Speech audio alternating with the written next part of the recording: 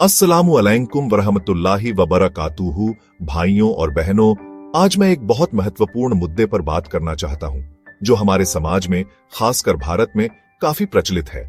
हम सभी जानते हैं कि इस्लाम में तंत्र मंत्र, जादू टोना और ऐसी विद्या हराम है, क्योंकि यह शिर्क और अल्लाह की तौहीद के खिलाफ है।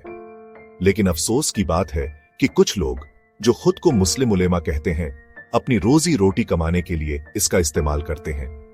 वे जिन्न का साया, भूत प्रेत भगाने के नाम पर तावीज बनाकर देते हैं, कुरान की आयतों को गले में लटकाने के लिए कहते हैं, या कुरान की कुछ सूरहों का इस्तेमाल जादू की तरह करते हैं। ऐसे लोगों के पास जाना एक बहुत बड़ा गुनाह है, फिर भी लोग डर, अज्ञानता या मजबूरी में उनके पास जाते हैं। आइए इस्लामिक दृष्टि से कुरान और हदीस के आधार पर इसकी विस्तार से चर्चा करें, ताकि हम सब सही राह पर चल सकें। सबसे पहले याद रखें कि इस्लाम में जादू, सिहर एक बड़ा गुनाह है।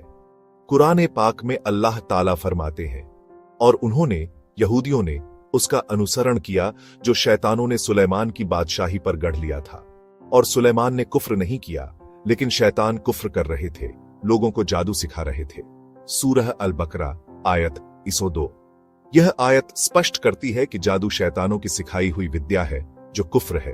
अब तावीज बनाना, जिन्न भगाना या कुरान की आयतों को जादू की तरह इस्तेमाल करना इसी जादू का हिस्सा है, भले ही इसमें कुरान की आयतें क्यों न डाली जाएं। उलेमा हक का कहना है कि तावीज पहनना, चाहे उसमें कुरान हो या ना हो, हराम है, क्योंकि यह सुन्नत से साबित नहीं है और शिर्क की तरफ ले जाता है। हदीस नबवी में रसूलुल्लाह सल्लल्लाहु अलैहि वसल्लम ने फरमाया, जो व्यक्ति तमाइम, तावीज लटकाता है, अल्लाह उसकी मुराद पूरी न करे। मुस्नद अहमद। एक और हदीस में है, जो तावीज लटकाता है उसने शिर्क किया।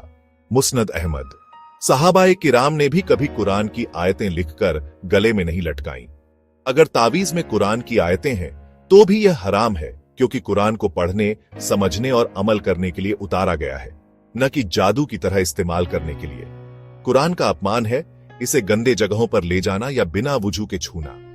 उलेमा कहते हैं कि अगर तावीज में गैर अरबी भाषा या अज्ञात शब्द हैं तो यह और भी खतरनाक है, क्योंकि इसमें शिर्क छिपा हो सकता है। अब सवाल यह है कि ऐसे लोगों के पास जाना क्यों बड़ा गुनाह है, क्योंकि यह अल्लाह पर भरोसा न करने का सबूत है। इस्लाम सिखाता है कि हर मुसीबत और सुरक्षा अल्लाह के हाथ में है। रसूलुल्लाह सल्लल्लाहु अलैहि वसल्लम ने फरमाया, अगर तुम अल्लाह पर सही तरीके से तवक्कुल करो तो वह तुम्हें वैसा ही रिज्क देगा जैसा वह परिंदों को देता है। तिर्मिजी। तावीज या जादूगरों के पास जाना मतलब अल्लाह के अलावा किसी और से मदद मांगना, जो शिर्क है। शिर्क सबसे बड़ा गुनाह है, जैसा कि कुरान में है। बेशक अल्लाह शिर्क को माफ नहीं करता। सूरह अन-निसा आयत 39। भारत में कुछ लोग पैसों के लालच में यह काम करते हैं, लेकिन यह उनकी ओर जाने वालों की आखिरत बर्बाद करता है। फिर भी लोग क्यों जाते हैं? वजह कई हैं। अज्ञानता। कई मुसलमानों को सही इल्म नहीं है। वे सोचते हैं कि कुरान की आयतें हैं तो ठीक है। डर, जिन्न, भूत या नजर का डर उन्हें मजबूर करता है। समाजी दबाव। परिवार या पड़ोसी कहते हैं कि फलां मौलवी के पास जाओ, लेकिन याद रखें, असली सुरक्षा अल्लाह की याद में है। रसूलुल्लाह सल्लल्लाहु अलैहि वसल्लम जिन्न या बुराई से बचने के लिए सूरह अल फलक और सूरह अन्नास पढ़ते थे, और हमें भी यही सिखाया। हर रात जब सोने लगो तो आयतुल कुर्सी पढ़ो, अल्लाह तुम्हें हर बुराई से बचाएगा। बुखारी। रुखिया, कुरान पढ़कर दम करना जायज है, लेकिन वह भी सुन्नत के मुताबिक, न कि पैसे लेकर व्यापार की तरह। भाइयों, ऐसे फर्जी उलेमा से दूर रहें। अल्लाह पर भरोसा रखें, कुरान पढ़ें, दुआ करें और सच्चे इल्म की तलाश करें। अगर कोई मुसीबत है तो मस्जिद में जाकर इमाम से मशवरा लें या सही किताबें पढ़ें। याद रखें, शिर्क की वजह से जन्नत हराम हो जाती है। अल्लाह हमें सबको हिदायत दे और तौहीद पर कायम रखे। आमीन।